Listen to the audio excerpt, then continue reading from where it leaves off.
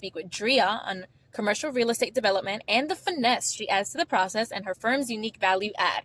So, welcome, Drea. It's great to have you. Thank you. I'm so glad to be here. Yeah, this is exciting. So, first, we always ask, what is your goal and where are you going with this creative ventures of real estate development?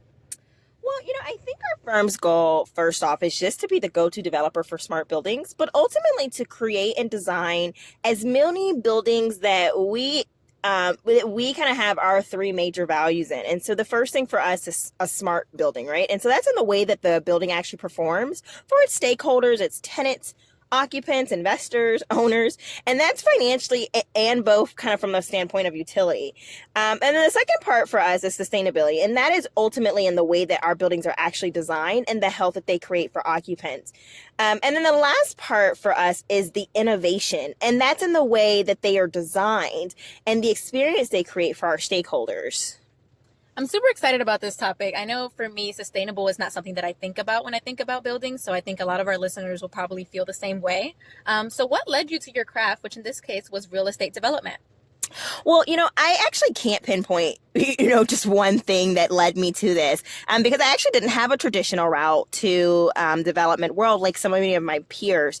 And my experience is actually in multiple backgrounds. So like marketing, healthcare, retail, food and beverage, event management, and business operations. I've kind of been in all of them.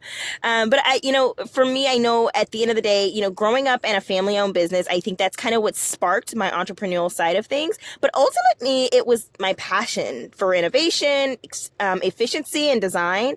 And in a place where I feel like we spend 80% of our lives, I mean, blows my mind. 80% of our lives are spent in a building. So that's where you're housed, that's your schools, your workplace, your daycares, your homes, your nursing homes, all of those things. And so, for me, it was something when I decided that this is what I wanted to do, I actually, got my Lean Six Sigma Master Black Belt, which is not a kung fu thing. And ironically, I get asked that quite a bit. But ironically, it's actually a certification that is highly utilized in engineering and healthcare and manufacturing and distribution. But it's in process improvement and efficiency. And I kind of started to read tons of books in finance and development and real estate in general. And then I did what most people do. I got my real estate license and then I started to practice in commercial real estate. I took some courses and watched YouTube. Yes, YouTube University. And then kind of, also Google things. And then there was a point where, I think it was just time to start to put these things to practice. So started with, minor consulting things where I would kind of come onto a developer or development that was already in progress and kind of add some value from a technology standpoint of what could be implemented to increase the experience, the positive experience in the building for the specific development. Awesome. So it sounds like you were self-made is what it sounds like to me. So back to your business, what does your firm specialize in the real estate development space? Well, ultimately, it's in creating smart, efficient, sustainable, and innovative buildings. However, this is so broad. Some people think, sticking a Nest thermostat on a building makes it smart, or the lights coming on when you come into a building automatically. But we actually look at it holistically. We start with the experience that we want people to have in the building, and then we move to what is needed to make that happen. And then finally, it's the how, right? And that's for us, the technology that's needed to implement this specific experience. It's so interesting that you use the word holistically to describe a building because that's never a word that I would use. But can you give us an example of what building a smart building development process looks like? Yeah, I think, so suppose someone comes to us with an office building and says, hey, we want to redevelop our office building or renovate it. And they say our goal is to, kind of have a building that increases productivity and engagement amongst our employees. So we kind of go into what we call our discovery mode. And so that's when we interview employees and even do a little research of all the things that increase productivity and engagement in a workspace. And then once we determine what that could be, and in this example, it could be, for instance, instance, an app that controls conference room scheduling, parking garages that know when a person arrives and gets their specific room setting or office setting for a meeting, even down to the coffee, being brewed as they're walking in. And then we kind of move to the how. And here's where we ultimately determine what technology and sensors will be needed and where they need to be placed in the building to kind of get this reaction and to get this experience. I love that. Is this process expensive? Actually, it used to be very expensive because the sensors and the technology were expensive, and the implementation process could be as well. But now we're seeing it move to more of an average cost of a standard building. And honestly, from our perspective, real estate is so expensive. It should not just sit there and house a business or people or children or our parents and so on. It should perform. It should enhance the experience. And we think it should be a space where we can perform at our best. So while old traditional building A just houses a company, and smart, efficient building B performs for the company. I love the sound of it, Andrea, for a building to perform for me. And I think a lot of people would too. So what would you say is the most difficult part about what you do?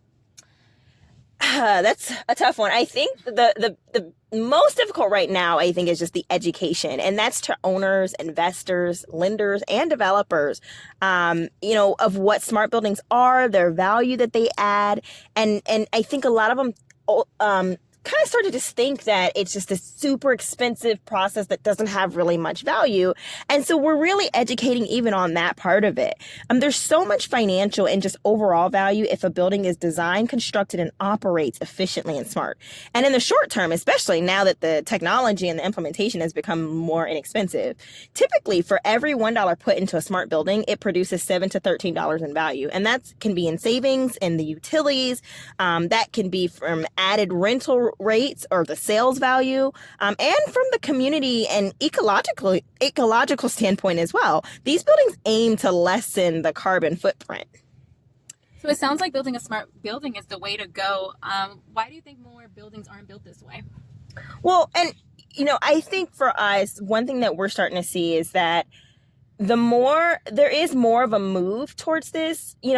Actually, one of the tallest modular prefab smart buildings is in Hudson Yard, and that's in New York City. But again, the education and the move to construction and to change the way that traditional buildings are done takes time.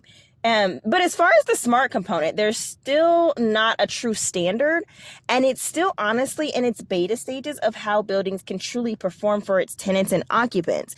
And another thing that our firm is actually moving towards is modular and prefab approach when it comes to construction of our buildings, because they allow us more efficiency, control, and less error, which in return is less money and time in the long run. And so for people who don't know, modular is when 50 to 90% of a building is built in a controlled environment, such as a large factory, and then shipped and put together kind of like Legos on the site. Because it's built, though, in a controlled indoor environment, we can build without weather affecting us, with less error, and because all those parts are pre-cut and there, we get to simultaneously build. So traditional construction on an actual building, you'd have to wait for the foundation to be built. Then you can start your construction process. But with modular and prefab, you are able to build while the foundation is being built. And this is what we mean by developing with a holistic approach. We even want our construction process to be smart. That is so much good information, Drea. So I have to ask you, given where we currently are, how has COVID affected your line of work? And so interestingly enough, myself and my team have a different approach. So we choose not to focus on the things that are not within our control. And it's been an unfortunate and devastating ordeal that's kind of happened to many of us. And I think it has affected our industry. But with that being said, we choose to focus on the things that we can control. And, we just trust that everything else will work out. And we have this really amazing opportunity to really dig deep and kind of slow down from the true hustle and bustle. Honestly, economically, we experience some type of major dip, no matter, what it's caused by.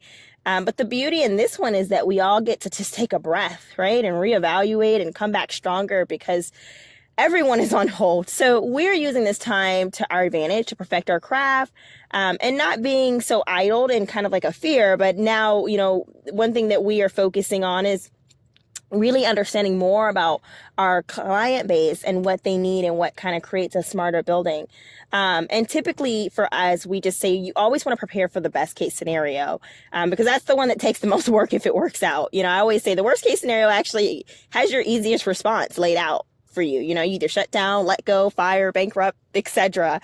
And so it's not too hard to implement. But in the event that it does work out, it takes a lot more work to implement the best case scenario. And so, we like to use the idea of, for my event management, it took way more time and effort to build or to create this amazing event than it did to just tear down and clean. So I'm sure a lot of people can relate to that. And so for us, we kind of focus on the collateral beauty that COVID-19 has brought to us. I love that mentality. I have a saying as well that I say you can only control your actions and your attitude. So I just love your personal growth mindset. So is there anything else you'd like to add or say?